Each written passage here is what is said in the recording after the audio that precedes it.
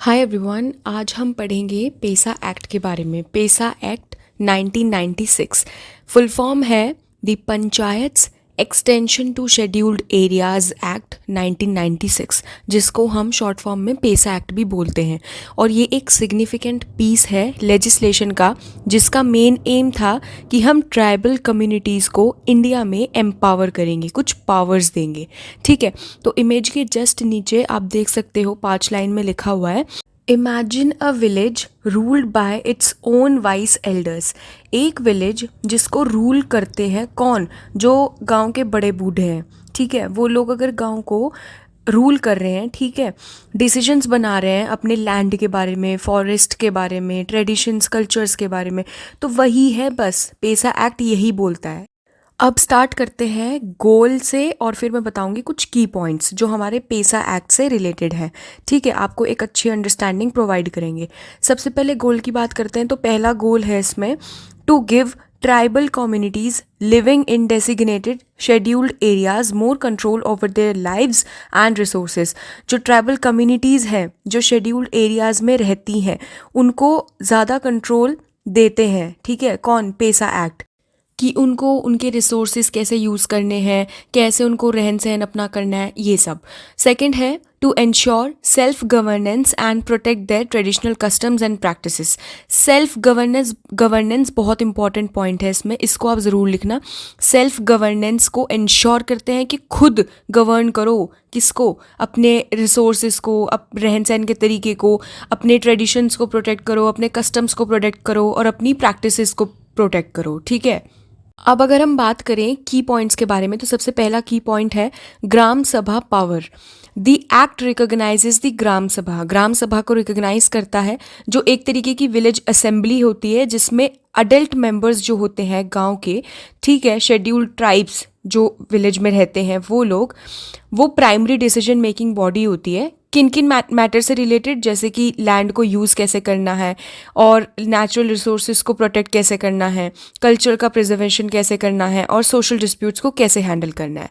ठीक है, सेकंड है मैंडेटरी कंसल्टेशन।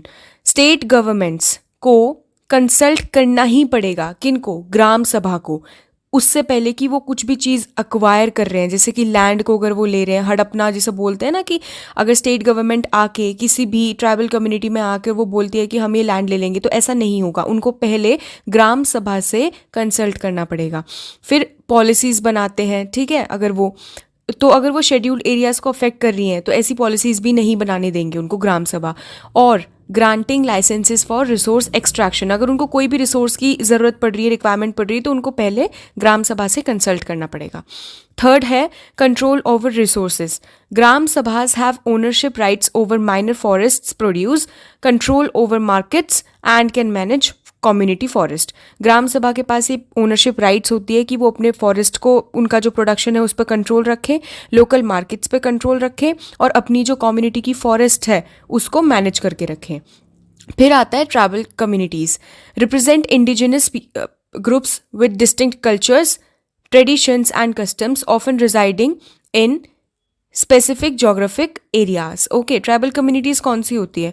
वो ग्रुप्स ऑफ पीपल होते हैं जिनके कुछ डिस्टिंक्ट कल्चर्स होते हैं, अलग अलग कल्चर होते हैं, ट्रेडिशंस होते हैं, उनके खुद के कस्टम्स होते हैं। ठीक है, और जो वो इन स्पेसिफिक जोग्राफिकल एरियाज में रहते हैं। ओके, फिर आता है scheduled areas. Scheduled areas specifically designated regions होते हैं जो एक सिग्निफिकेंट ट्राइबल पॉपुलेशन को गवर्न करते हैं। Okay, granted special protection and autonomy under the 5th schedule of the constitution. अब बात करते हैं पेसा एक्ट के फीचर्स के बारे में। ठीक है, तो पहला फीचर है विलेज पावर। द ग्राम सभा which is like a village meeting of the tribal adults. ठीक है, ग्राम सभा एक तरीके की मीटिंग होती है, किन की? उन एडल्ट्स की जो विलेज में होते हैं, जो डिसीजंस बनाते हैं। तो वो अपनी बात रखते हैं किन चीज़ के ऊपर? फॉरेस्ट को मैनेज कैसे करना है, मार्केट्स कैसे चलाने हैं और डिस्प्यूट्स को कैसे हैंडल करना है विलेज के अंदर। सेकंड है आस्क बिफोर टेकिंग।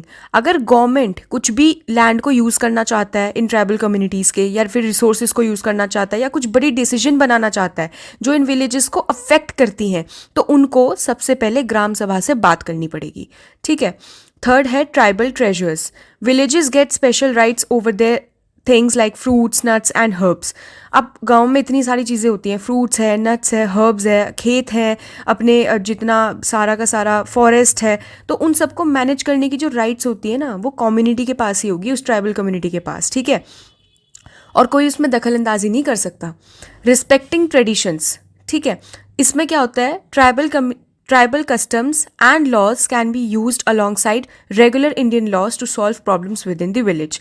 जो विलेज की रेगुलर इंडियन लॉज होते हैं, ठीक है, अपने अपने लॉज होते हैं हर विलेज के, उनको साथ में रखते रखते, किसके, इंडियन लॉज की, तो जो विलेज की प्रॉब्लम्स है उनको सॉल्व किया जा सकता है। लास्ट है culture keepers. The act helps protect tribal languages. अब ट्राइबल कम्युनिटी के लोग हैं तो उनकी अपनी लैंग्वेज होगी, अपने कस्टम्स होंगे, अपने ट्रेडिशंस होंगे, तो अब उन्हें ये चीज़ें प्रोटेक्ट करके रखनी होती है, किन के लिए, अपनी फ्यूचर जनरेशन्स के लिए। तो ये जो पेसा एक्ट के अंदर हमारी ट्राइबल कम्युनिटीज़ होती हैं, इनके पास ये पावर होती है कि ये कल्चर कीपर्स होते हैं, इनको अपने रिसोर्सेज को बचा के रखना होता है। अब बात करेंगे पेसा एक्ट के बेनिफिट्स और लिमिटेशंस के बारे में। तो पहला बेनिफिट है villagers in charge, no more feeling like outsiders in their own land. Tribal communities get to decide what happens in the village. Tribal communities के पास ये पावर होती है, अथॉरिटी होती है कि वो अपनी विलेज में देख सके कि क्या चल रहा है, क्या नहीं चल रहा है। उनके पास ये पावर होती है, तो उनके पास ये फीलिंग नहीं होती कि हाँ वो एक आउटसाइडर है, उनका अपना लैंड है, वो जो मर्जी वो करें। सेकंड है protecting the green gold. Green gold के नाम से ही क्लियर है कि फॉरेस्ट के बारे में बात हो रही है। तो जो फॉरेस्ट है और नेचुरल रिसोर्सेज है, फ्रूट्स है, वेजिटेबल्स है, इनके ऊपर इनको पूरा निगरानी रखने का हक होता है, किनको, ट्राइबल कम्युनिटीज़ को, ठीक है। थर्ड है कीपिंग ट्रेडिशन स्ट्रॉन्ग। अपने ट्रेडिशंस को स्ट्रॉन्ग रखना है इन लोगों को, ठीक है। जैसे कि जैसे जैसे जनरेशन्स आगे बढ़ती जाएंगी वैसे वैसे इनके ट्रेडिशंस जो है वो भी चलते जाएंगे। Tribal customs and ways of life get the respect they deserve, passed down from the elders to the young ones. Fairness for all, no more unfair treatment or being taken advantage of. अब कोई भी government इनका फ़ायदा नहीं उठा सकती, किनका, ग्राम, जो ये ट्राइबल कम्युनिटीज़ होती हैं, ठीक है, जिनको ग्राम सभा लीड करती है, इनका कोई फ़ायदा नहीं उठा पाएगा, अनफेयर ट्रीटमेंट नहीं कर पाएगा इनके साथ, क्योंकि इनको इनकी राइट्स का पता है पेसा एक्ट के अंदर। The act gives tribal communities a voice and protects their rights. एक हक देता है, ठीक है, राइट्स को अक्वायर करने का हक देता है, और एक आवाज़, बुलंद आवाज़ अपनी उठाने का भी मौका देता है, कौन, पेसा एक्ट। अब बात करते हैं लिमिटेशंस के बारे में। तो पहला लिमिटेशन है not everywhere yet. This act only applies to certain villages called the scheduled areas. पीछे मैंने आपको बताया था शेड्यूल्ड एरियाज क्या होते हैं। तो जो शेड्यूल्ड एरियाज होते हैं विलेज के, उन पे ही ये अप्लाई करता है पेसा एक्ट, सब पे नहीं करता। सेकेंड है learning the ropes. Sometimes people might not know their rights under the act or how to use them effectively. ज़रूरी नहीं है कि पेसा एक्ट के अंदर सबको उनकी राइट्स के बारे में पता हो, उनको अवेयर भी करना पड़ता है। तो यही इसका लिमिटेशन है कि सबको नहीं पता होता कि उनकी क्या राइट्स हैं, क्या नहीं है, ठीक है। बिग ब्रदर वॉचिंग, इसमें क्या होता है कि कुछ आउटसाइडर्स होते हैं जो इग्नोर करते हैं ग्राम सभा के जो उन्होंने डिसीजंस बनाए हैं, है ना, उनको इग्नोर करता है कि नहीं हम नहीं मानेंगे, तुम्हारे डिसीजंस को हम नहीं वो करेंगे, होल्ड करेंगे। तो यही इसका मेन लिमिटेशन है, जिसकी वजह से पेसा एक्ट जो होता है कभी कभार काम करने में असफल हो जाता है, ठीक है। उसके बाद लास्ट है need for resources. Running a village and protecting its resources takes works and money which might not always be readily available. Need for resources, एक विलेजेस को चलाना, ठीक है, और उसके रिसोर्सेज को प्रोटेक्ट करना, उसमें बहुत टाइम कंज्यूमिंग प्रोसेस है और मनी भी अच्छा खासा लग जाता है।